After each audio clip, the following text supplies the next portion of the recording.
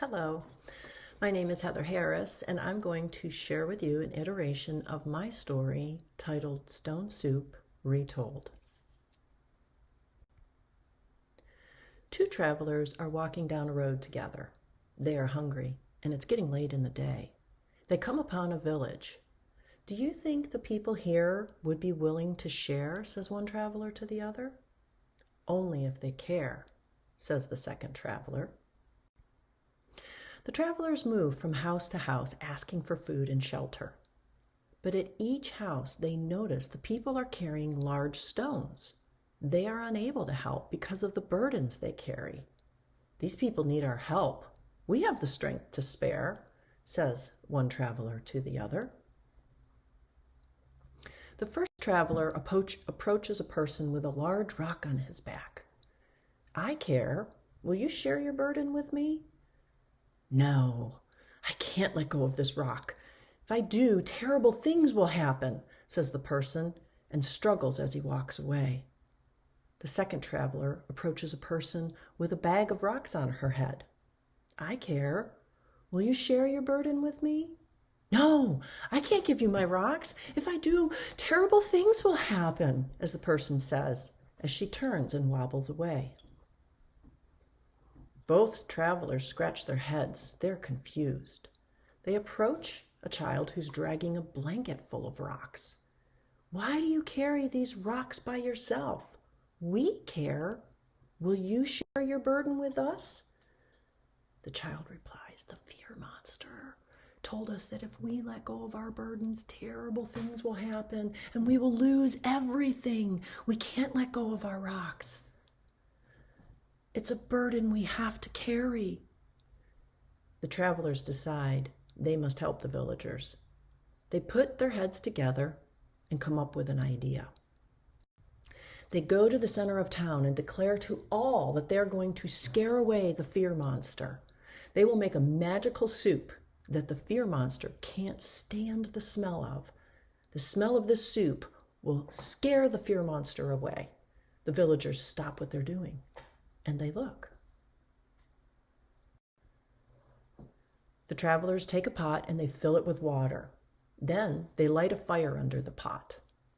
For the magic to work, they declare, they will need to put something in the soup that they have carried with them. The first traveler removes his shoe and takes a stone that was caught in his shoe and throws it into the pot. The soup begins to bubble. The villagers are curious and come closer for a better look.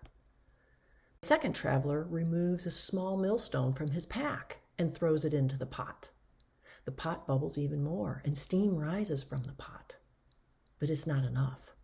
"We need more," declare the travelers. "Can anyone add something they are carrying to our pot?"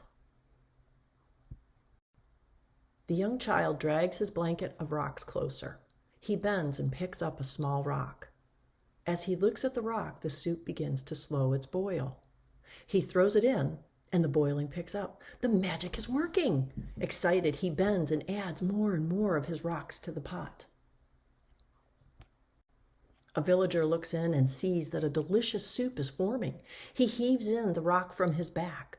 With the splash of the rock into the soup, wonderful smells waft out over the town center. Another villager adds the stone he has been carrying. The villagers are amazed. The magic is working. One by one, each villager adds their burden to the soup. As they do, smiles break out on their faces, and they begin to excitedly talk with one another. Soon, all the villagers have released their burdens, and the travelers declare, "The soup is ready!" The villagers quickly set up a giant table in the middle of the town, and everyone sets out bowls for soup. They sit around the table with smiles on their faces, eating the most delicious soup they have ever tasted. Everyone is happy and talking. The child looks around. "There's no fear monster. The fear monster is gone," declares the child. The villagers ask, "How does the magic work?" The travelers explain, "It was not us who had the magic, but rather it was you." "Us?" "We don't have any magic," replied a villager. "Yes, you do," said the traveler. "When you had the courage to trust and share your burden with someone who cares, you vanquished the fear monster. That's all the magic we needed to make the soup." The whole village smiled, and they all ate soup till they were satisfied. As the sun set deep in the sky, the travelers looked at the villagers and asked, "Who can you share this soup with? Do you know someone that has a burden? Will you say to them, 'I care. Will you share?'" That's how the soup gets started. I hope you've enjoyed my story.